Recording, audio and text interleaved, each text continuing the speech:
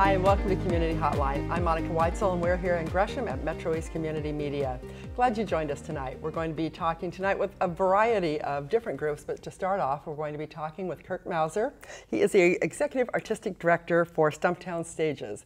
And Kurt, you are going to be involved in the Third Thursdays program here in Gresham. That is correct. Now, Third Thursdays, for those who don't know, is Third Thursdays Studio at the Center for the, it's part of the Center for the Arts program.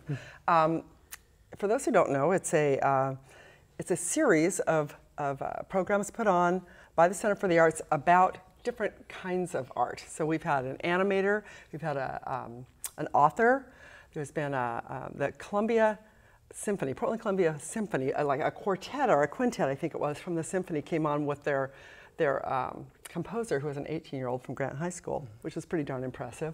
I probably missed one. But really fun, different stuff. And you are going to be the coup de grace, the final act in the whole program, I believe. So yours is, I think, the last show. I'm bringing up the rear. And that's probably a good place to be. That's you right. Go out with a bang. Go out with a bang. So on April 17th, that's when you're going to be part of this program, correct? Mm-hmm. Correct. And so you're going to be at the Gresham Historical Society, I believe it is, and it's kind of a small, intimate venue. And what will you be talking about? Well, you know, I have a rich history here in the Gresham community. I had grown up here as a young man and went to Centennial High School, right. Left to go to college, and then spent 20 years in New York City, and then came back about 10 years ago and became actively engaged in the arts and culture community of Portland. But during those 20 years, I was a Broadway performer, musical theater performer primarily, even though I started my early roots in Shakespeare and straight plays. I happened to be able to sing, and so I did a little show in the 1980s called Les Miserables. Oh, yes, I might have heard of that. And it changed my life, my career, and I have been actively engaged in the musical theater world since that time. And so 10 years ago, when coming back to Portland, my hometown, I created a nonprofit with the help of a number of wonderful people called Stumptown Stages. And so we produce, as you can probably imagine, musicals. And so we do a full season of musicals. We got a full season coming up next year. It'll be our 10th anniversary of 5 musicals here in the Portland area. And so my conversation at Third Thursday Studios will be based about my experience of having been an actor, director, producer. What haven't you done in the theater? What haven't I done? Yeah, That's right. yeah. And so an opportunity to talk about my experiences in New York, my opportunity to talk about my relationship to the arts and culture community here in the state of Oregon. And people will have a chance to ask you questions. That's right. And I might even sing a song for them. Nice. Yeah, that'll be nice. So. That'll be great. Yeah, when I moved, or well, not when I moved, when I first came here to Gresham to start working at MetroEast, I heard your name bandied about all the time because you were very active in the community here. And you had, but you were involved with the Center for the Arts back then, were you not?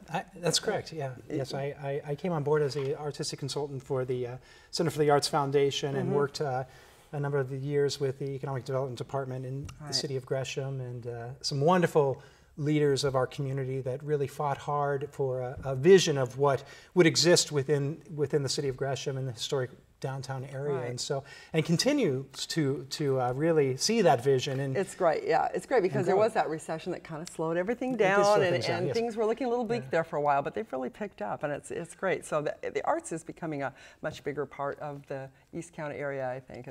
It's so important. It really is a part of the fabric of who we are as people, and having grown up in this community and recognizing the value of music and theater and art within my own personal life, but also the people around me that have been touched by it. It builds a sense of place. It educates. It provides opportunities for us to gather as people.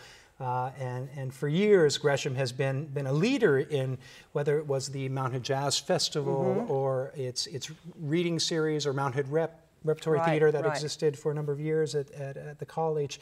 There is a core of fantastic, wonderful, talented artists that exists within East County, and those in leadership positions that continue to vision the idea of an arts center and all sorts of wonderful opportunities that make communities. It really it does make a community because people as funding gets cut for different things. If people fight to keep that, it makes such a difference in the quality of your life in the community. Oh, you bet. Now, you grew up in a family that valued arts and theater. What did you say? Your mother was a I sure did. Well, my mother drama? was Janet Mauser. She was 30 years taught at Centennial High School, taught drama, and so at a very, very young age, I was on stage, whether it was Annie Get Your Gun or The King and I, but I owe my current life to my mother's vision of me, but it was really my own passion that I continued on in the profession, and incredibly rewarding. And so now I do run a music theater company in downtown Portland, but I am connected statewide with various organizations that help support the vision of arts and culture within the community. So whether it's public safety, whether it's education, arts and culture play such an important aspect in our community and our values and our need. And so they kind of have to go hand in hand. I agree. So, That's great. You know, I mentioned to you when we were talking earlier that I saw one of your productions last year. I took my daughter for her 30th birthday to the All-American Trailer Park musical. Do I have any? The Great American Trailer Park, the musical. The musical, Yes. I couldn't resist the title. I said, oh, this is too good. This is going to be funny. And it was hilarious. In fact, I saw other members of the artistic community there, and Tobias Anderson was there in the audience that night, and Julianne Johnson, who I think was the musical director there, maybe. She's our associate artistic director at Stumptown Stages. Yeah, she was sitting in front of me, and it was so much fun. I thoroughly enjoyed it, so I'm looking forward to seeing some of the things you have coming up. What do you have going on this next season at Stumptown? Well, we've got one show left of our current season, which is Ain't Misbehavin', which opens in May, and so people can come out and see Julianne Johnson featured in the role that she toured nationally for years, and so fantastic cast for that in May. And then we open our 10th anniversary season with 110 in the Shade. We're following that with Your Good Man, Charlie Brown. We're presenting the original musical version of It's a Wonderful Life with music written by Michael Allen Harrison. Oh, lovely. We're doing a wonderful Another local? Oh, another local. Yeah. We're doing another wonderful musical called Ruthless, and it's kind of the bad seed put to music, but it follows this young aspiring actress who wants to play the lead in Pippi Longstocking, and she'll do anything to get the lead role. Great. And then we close our season with an original musical called Soul Harmony, based on Deborah Chesler and Sonny Till and the Oreos, and they're known for having created R&B.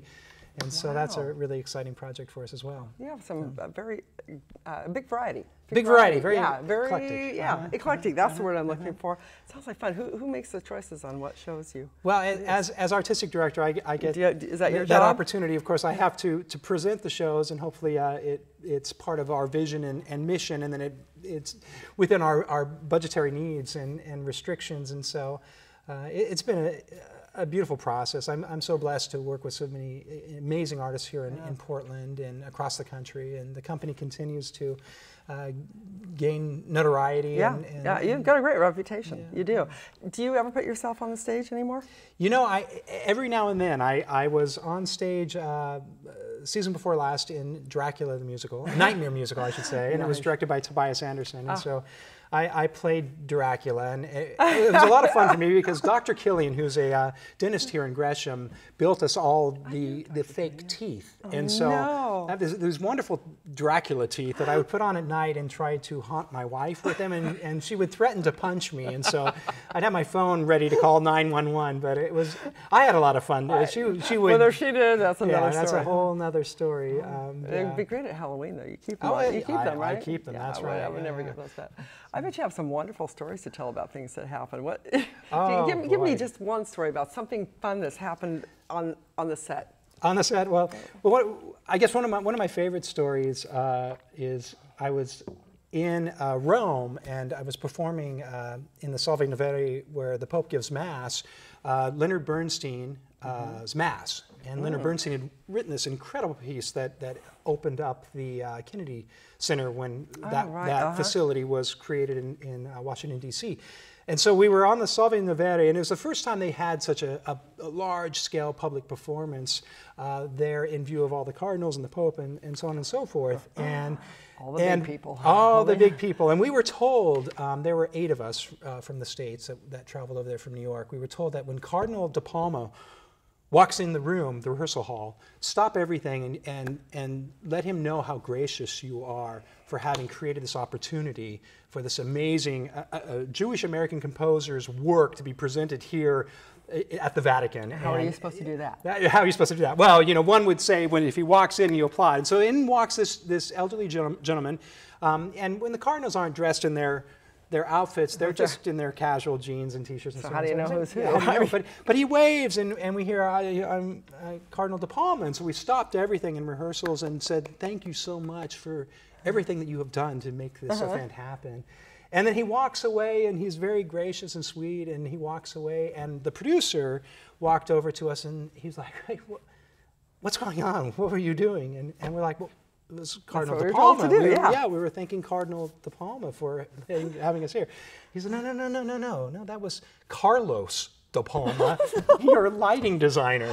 So I was oh gosh. So this lighting designer, I mean, he must have thought we just love how you light the show. Oh my gosh, it just made his day. Did anybody ever tell him that they? No, well, no, but we did see him at a little pub down the street shortly thereafter with some grappa, thinking, well, yeah. But, that's hilarious. Yeah, it was hilarious. So that was fun. That sounds like fun. Yeah. It was fun. Yeah. It was fun. Yeah. So do you miss acting all the time? Do you like the producing? I do. I love the mentoring others and nurturing young talent. I have a passion for directing and kind of the big picture, running the organization. But there is a part of me that just want to get back on there. Loves to get back on the boards, but it always has to be kind of the right project. Because as a director, I can deal with all of the vision and the production concept and make the production happen and all the magic, but I don't have to memorize the lines and perform 8 times a week. And so once the show opens, I'm like, whew, my job's done. So when I am performing, the investment that is asked it's a lot. It's a lot. Sure. But I do love it, and there's always the right project out there. I'm sure there is. So if people want to find out more about Stumptown Stages, they want to find more out about Kirk Mauser and your glorious past in New York City and in Portland, Oregon, or wherever you've been, Third Thursdays is going to be April 17th.